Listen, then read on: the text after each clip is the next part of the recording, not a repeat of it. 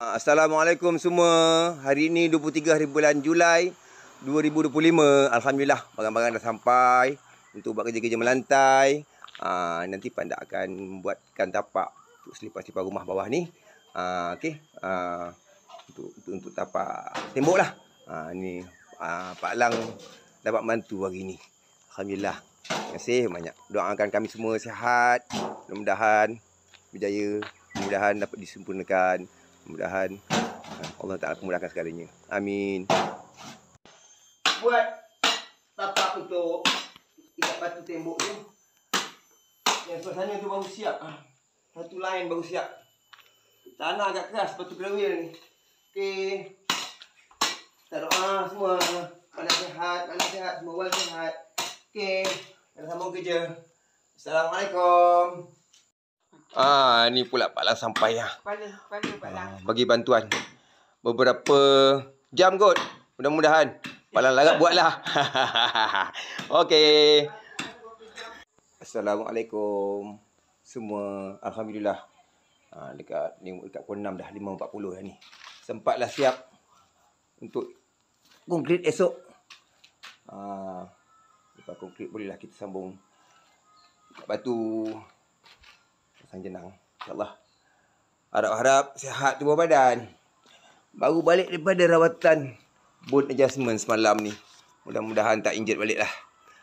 Hari tu angkat motor, angkat kapet basah. Terasa dah. Okey. Doakan Pandak. Sihat-sihat selalu. InsyaAllah. Assalamualaikum. Selamat pagi semua.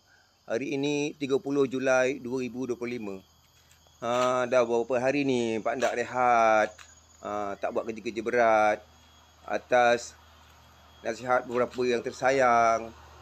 Pandak ada masalah tulang sikit. Pandak dah menjalani bone adjustment tempoh hari. InsyaAllah hari ni Pandak nak sambung balik kerja-kerja Pandak yang tertangguh. Ni Pandak dah buatkan. Dah pasangkan gegalang untuk kita sambung jenang kat bawah ni. Begitu juga dekat pintu sana. Sini pun nanti akan turun jenang. Ni tembok ni Pandak dah potong.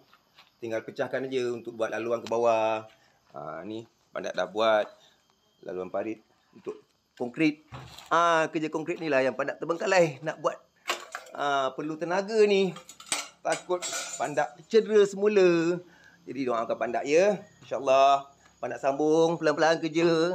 Rasa-rasa kalau kata penat atau sakit, Pandak berhenti. Doakan Pandak semua.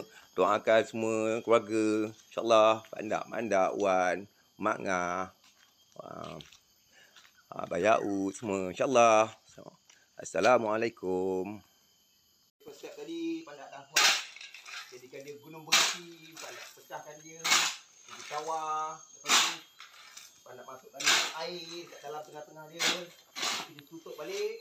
Proses gunung berapi. Jadi kita cincang sikit-sikit. Inilah manual proses untuk buat konkrit. Okey, tutup setengah beg semen bancur konkrit. Okey, Pandak nak start masuk dalam ni untuk tuang. Jadikan dia warna macam ni.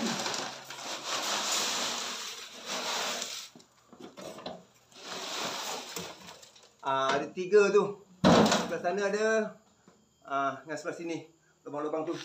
Pandak nak masukkan simen. Okey. Sekejap. Nak ambil trowel. Okey. Sekejap. Ni Pandak nak ratakan. Kali panjang dah standby. Okey. Pandak sedangkan kerja. InsyaAllah. Doa Pandak. Bye. Okay. Alhamdulillah. Siap sudah kerja-kerja simen konkrit untuk buat ni buat beam sikit untuk naik batu bilik dengan naik bilik. Okey. InsyaAllah petang-petang ni kalau Pandak sihat, Pandak larat ni nak tembok ni nak pecah sikit. Pandak sambung petang. Ni ni nak kena buka pasal kita nak sambung kerja-kerja batu naik atas dan dapatkan ruang jenang untuk kebilik air. Okey, doakan Pandak. Moga sihat, moga kuat. InsyaAllah. Moga impian bonda tercapai. anak dia duduk kampung, insya-Allah.